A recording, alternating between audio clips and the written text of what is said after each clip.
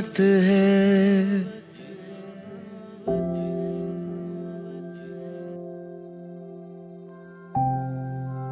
Hey guys, आप सुन रहे थे मेरे साथ हाँ ये मोहब्बत है। हाँ ये मोहब्बत है भाग 26। अपने गाल से हाथ लगाए अखिलेश बौखलाया हुआ सा अपने सामने खड़े अक्षत व्यास को देख रहा था। अक्षत ने अपने सामने मीरा को देखा और वहां से चला गया। मैडम देखिए ना, उन्होंने मुझे थप्पड़। अखिलेश ने इतना ही कहा कि मीरा ने उसकी बात काटते हुए कहा, उनकी तरफ से हम माफी चाहते हैं। आपको उनके सामने नहीं आना चाहिए था, आप यहां से जाइए।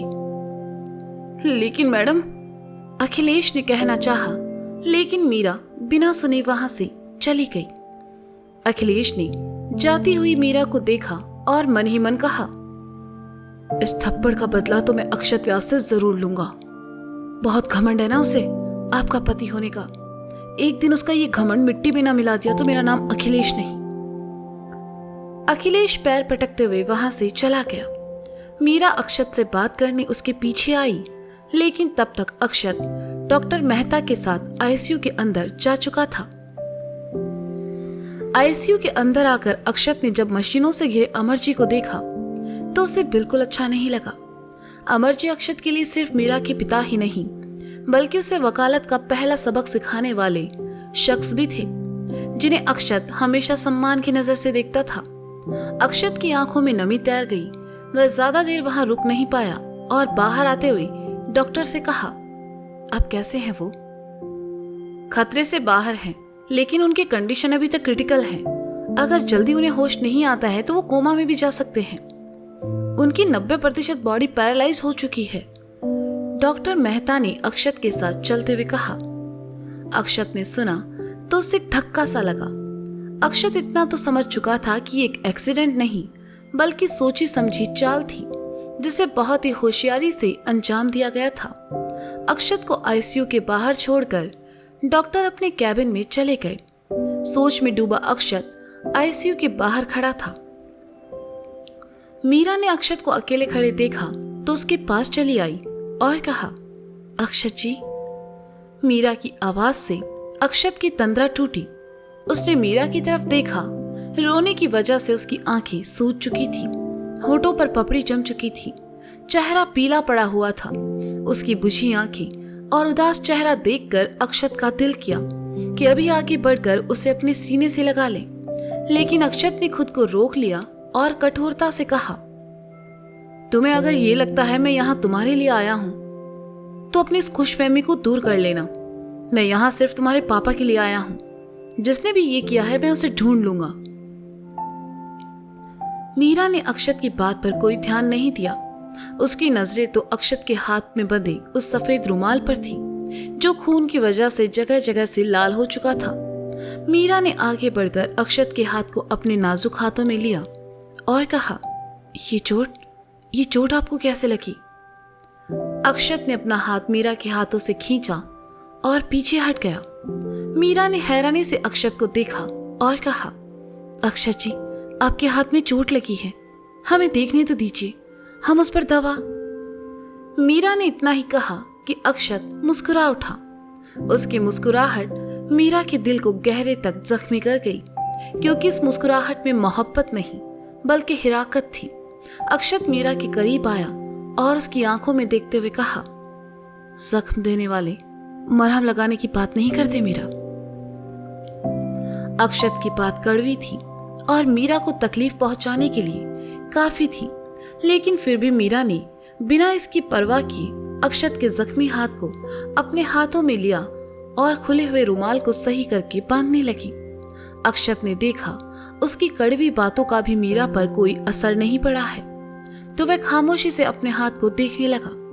मीरा ने रुमाल को बांधा और पीछे हटते हुए कहा, हर घाव चोट से नहीं होता, कभी कभी अपनों के जहर शब्द भी काफी होते हैं। अक्षत ने कुछ नहीं कहा, बस खामोशी से मीरा को देखता रहा। अक्षत का यूं देखना मीरा को बेचैन करने लगा, तो वह वहां से चली गई। अक्षत वहीं खड़ा रहा। मीरा को जाते देखकर उसने अपने हाथ पर बंधे रुमाल को अपने होठों से लगा लिया। कुछ दूर खड़ी सौंदर्या ये सब देख रही थी। वह अक्षत मीरा को अलग करना चाहती थी और इसलिए उसने अखिलेश को मीरा के करीब आने को कहा, लेकिन यहाँ तो नजारा कुछ और ही था। अक्षत वहां से चला गया। मीरा ने चलते चलते पलटकर अक्षत को देखा और उसकी आंखों में ठहरे आंसू गालों पर बह गए। सौंदर्या ने देखा अखिलेश कहीं नजर नहीं आ रहा तो उसने बेंच की तरफ आते हुए कहा, ये अखिलेश कहाँ मर गया? इस वक्त उसे मीरा के पास होना चाहिए था। सौंदर्या मीरा के पास आई और कहा, वो अक्षत यहाँ क्यों आया था? पापा से मिलने। मीरा ने उदास लहजे में कहा, और तुमने उसे मिलने दिया? सौंदर्या ने हैरानी से पूछा। मीरा सौंदर्या की तरफ पलटी और कहा, उन्हें हक है बुआ जी। मीरा की बात सुनकर सौंदर्या और ज्यादा हैरान हुई और कहा, ये तुम क्या कह रही हो मीरा? सब जानते हुए भी तुमने अक्षत को भाई साहब से मिलने दिया? उसने तुम्हारे साथ जो किया वो भूल गई? मीरा ने नम आंखों से सौंदर्या को देखा और कहा, पापा क्या हम उन्हें खुद से मिलने से भी नहीं रोक पाए? इतना हक तो हमने खुद को भी नहीं दिया है बुआ जी। मीरा की आंखों में अब अक्षत के लिए बेइंतहा मोहब्बत नजर आ रही थी, जिसे सौंदर्या साफ देख रही थी। मीरा को उन पर शक न हो जाए सोचकर उन्होंने बात बदलते हुए कहा, मैं तो बस ऐसे ही। खैर छोड़ो, तुम वरुण के साथ घर चली जाओ और आराम करो। ऐसी हालत में तुम्हारा हॉस्पिटल में रुकना सही नहीं है। नहीं बुआ जी, हम घर नहीं जाएंगे। जब तक पापा को होश नहीं आ जाता, हम उनसे बात नहीं कर लेते, तब तक हम घर नहीं जाएंगे। हम यहीं रहेंगे। मीरा ने कहा, पागल मत बनो मीरा, अपनी हालत देखो। तुम बीमार हो और यहाँ रहकर और बीमार हो जाओगी। भाई साहब का ख्याल रखने के लिए मैं हूं ना। जैसे उन्हें होश आएगा मैं तुम्हें बुला लूंगी। सौंदर्या ने चिंता जताने का नाटक करते हुए कहा, नहीं, हम नहीं जाएंगे। मीरा ने रुआंसा होकर कहा, अगर मीरा यहाँ से नहीं जाना चाहती तो आप उसके साथ जबरदस्ती क्यों कर रही हैं?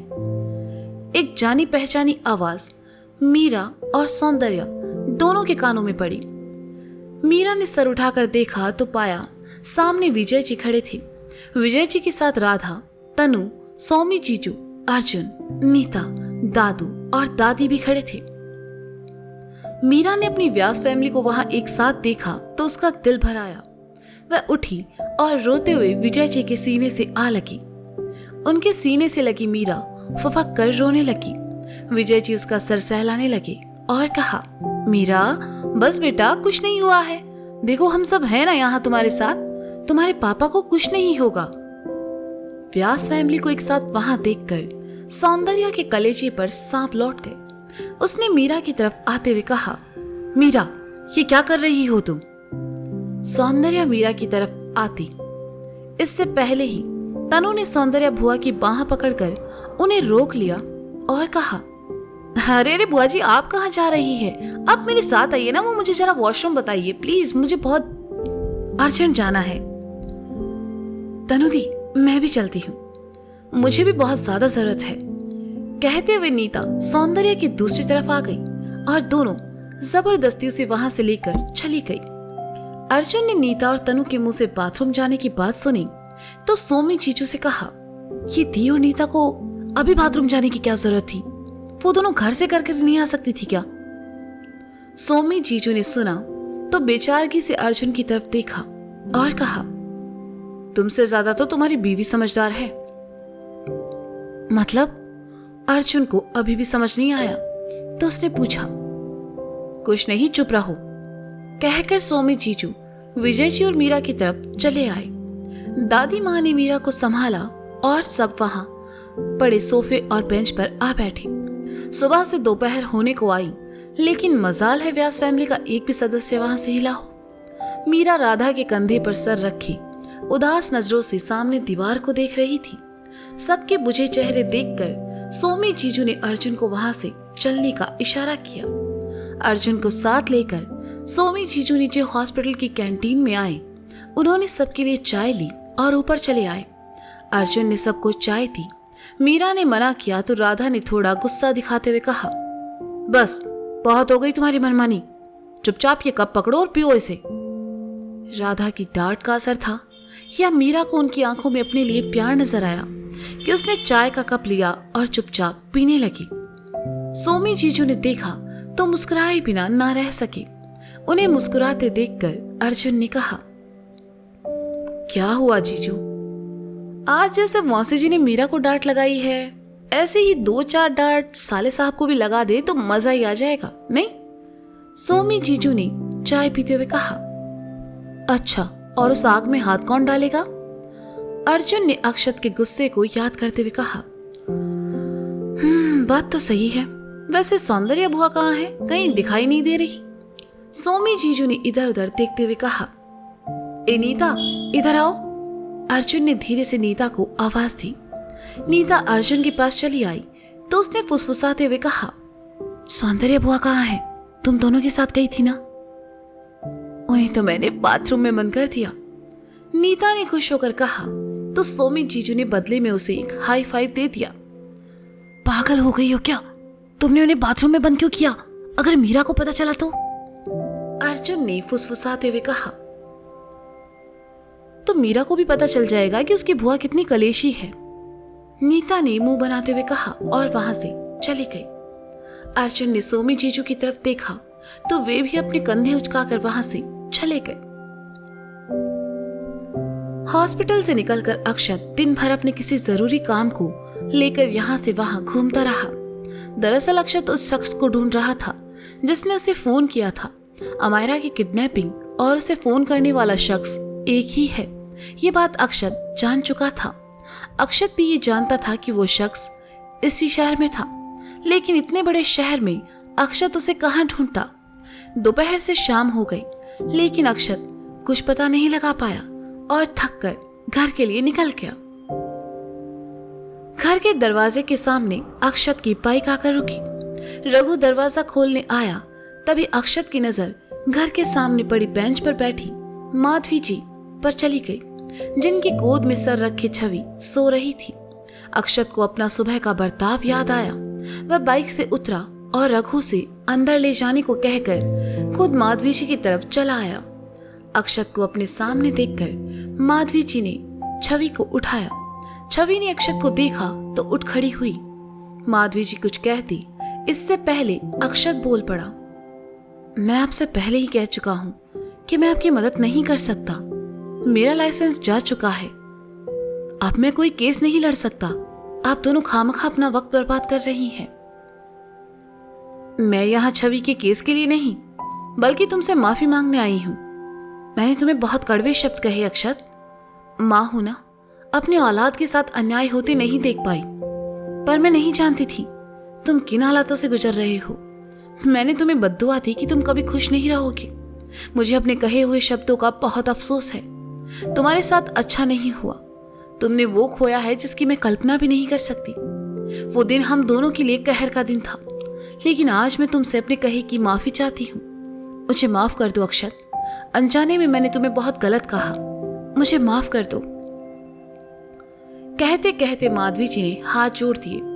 अक्षत जी ने माधवी के हाथों को अपने हाथों में थामा और कहा, आपको माफी मांगने की जरूरत नहीं है। मुझे आपसे कोई शिकायत नहीं है। आप लोग घर जाइए। माधवी ने देखा अक्षत का दिल कितना बड़ा था। उसने एक झटके में उन्हें माफ कर दिया। माधवी ने अपने आंसू पोंछे और छवि के साथ वहां से आगे बढ़ गई। छवि, अक्षत ने आवाज दी तो छवि रुकी और अक्षत की तरफ पलटी। अक्षत ने अपने पर्स से एक कार्ड निकाला और छवि की तरफ बढ़ाकर कहा, कल कोर्ट जाकर इनसे मिल लेना।